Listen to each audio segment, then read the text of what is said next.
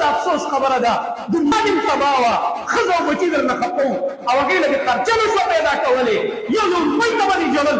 یو ریال او درهم ته به دې ژړل او نن ته قیامت کې د ډمانو په صف کې ولاړې مړه تا له خو لږ شرم پکار دی مسافر ورونو خوا ته چې ورشي کفیل دا چل وکړو او زمونږ ټکسونه دي او فلانې چل دی او د ډېرې کرایه نه پوره کېږي او دا نه پوره کېږي او کور ته څه ولېږو چې د مستۍ ته وګورې خفه نه شئ زمانه کله کله ډاکټر ترخه ګولۍ ورکوي ترخه ګولۍ درله کله کله در کوم خفه کېږي ډاکټر انسان بدي نشي دا بیمار ترخه ګولۍ دې دپاره ورکوي کله ورله انجکشن لګوي درد ورله بدل له ورکوي چې دا روغ شي زمونږ د خولې نه چې کله دا سخته خبره راوځي د ډېرې مجبورۍ نه والله العظیم چې دې قوم باندې م زړه دردېږي چې دا په څه بیمارو کې اخته دی دا غریب او دا بجلیګر مولانا صاحب خبره دا د غریبې ښځې زوی او هغې ورته یو بل ټکی ویل هغه زه نشم ویل زه د منبر په سر ولاړ یم او هغه کې جرأت ډېر زیات و نو هغه چې عمر جرأت ځان کې زه نه وینم هغه ورته یو بل ډېر عجیبه ټکی ویل هغه تاسو کېدای شي اورېدلی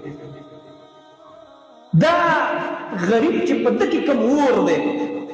او په ده کې کومه مستي ده چې کله د خرچې وخت راشي او ښځه ترې پیسې وغواړي چې د ښځې نفقه په ده فرض ده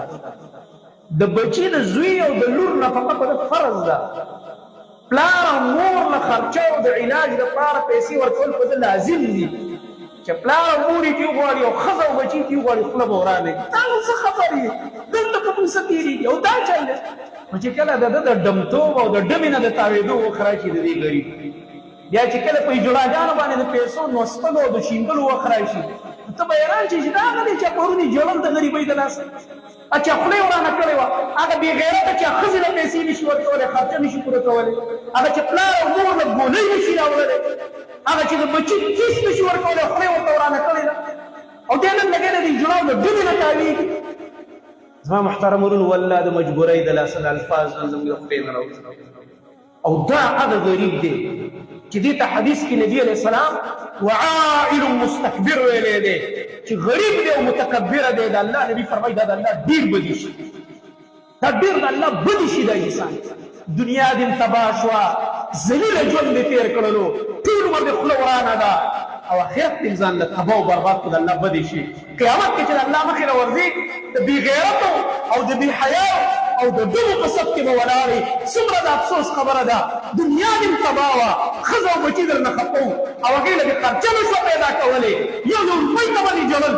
یو ریال او درهم ته به دې ژړل او نن ته قیامت کې د ډمانو په صف کې ولاړې مړه تا له خو لږ شرم پکار دی